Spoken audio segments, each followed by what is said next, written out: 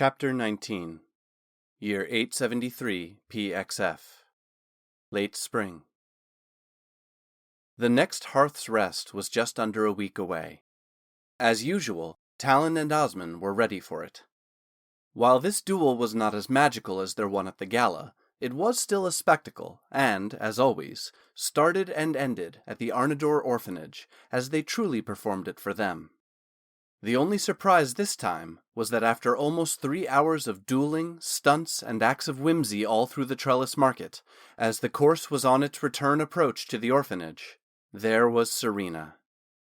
Osmond, intent on including her, even if just for a moment, pulled the fight towards where she sat, at a garden table of the most upscale tea parlor of Ellery Square, dressed to the nines in skirts, bodice, and corset, sipping a cup of afternoon tea. With superb accuracy, Osmond allowed himself to be disarmed of one of his swords, sending it flying into the air. The sword arced high into the sky, on a perfect trajectory to embed itself vertically into the lovely display of tea cakes on Serena's table.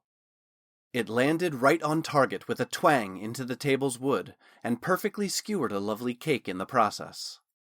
Serena dutifully played the noble lady, shocked by such a startling event, as Osmond began a string of handsprings to retrieve his sword. However, before reaching his destination, Serena ripped off her skirts, revealing a tight-fitting pair of black leathers, claimed Osmond's sword for herself, and drew a long dirk from her ankle. Both Osmond and Talon drew up short, for once without a quick-witted response. Boys.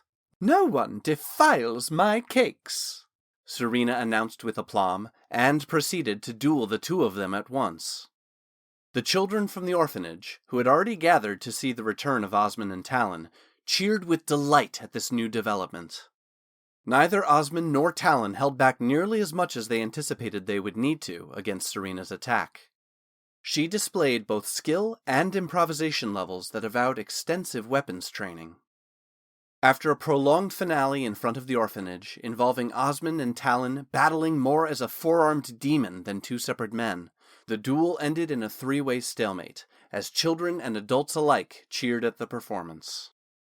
Talon, at first a bit miffed at Serena's intrusion, couldn't stay that way for long when he witnessed what he knew was a genuine show of emotion from his cousin. It happened after the duel had completed, when a young girl from the orphanage handed Serena a meticulously crafted and colored paper rose and asked, "How do I become just like you when I grow up?" Talon suspected much of Serena's interaction with them since the beginning had been part of a ploy, even her tipsy moment at the end of the night earlier in the week, but this moment with the little girl seemed an honest one. Perhaps her ties to the Vermillion heritage could be broken, just as his were, with a bit of guidance. Year 873 PXF Summer.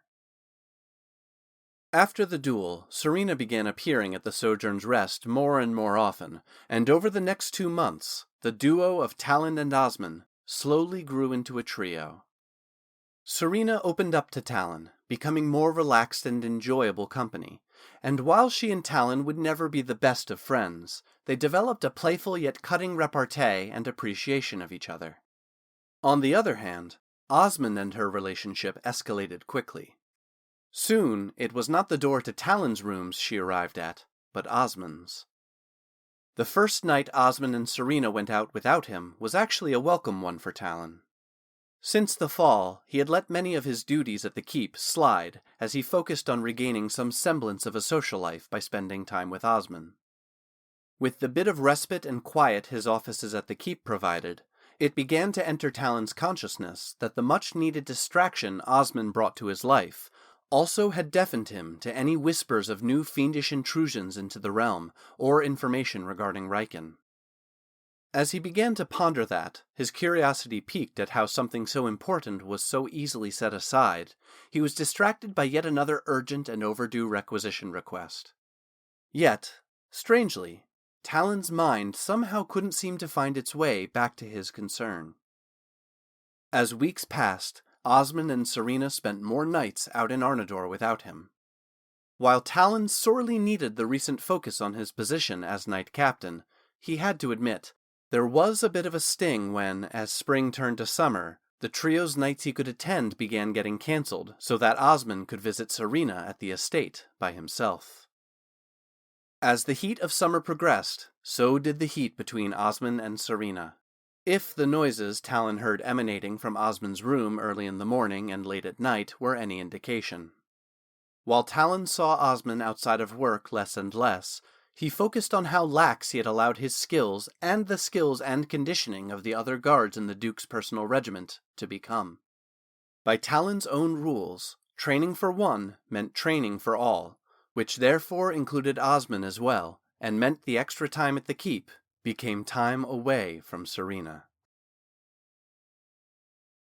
Year 873 PXF. Late summer. In the last month before Serena's departure, Osmond confronted Talon. "You're keeping us apart on purpose, aren't you?" "What?" Talon, only partially hearing Osmond, asked as he perused an official scroll while standing behind his study's desk. "All this extra training, keeping me here late into the evening half exhausted, it's because you don't want Serena and I spending time together." Osmond grabbed the top of the scroll. "At least look at me, Kroldran!" At the use of his ceremonial title, Talon gave Osmond all his attention. "Truly, I could care less about you and Serena. Have you looked at the others? Yes, you might be half exhausted, but they are half dead.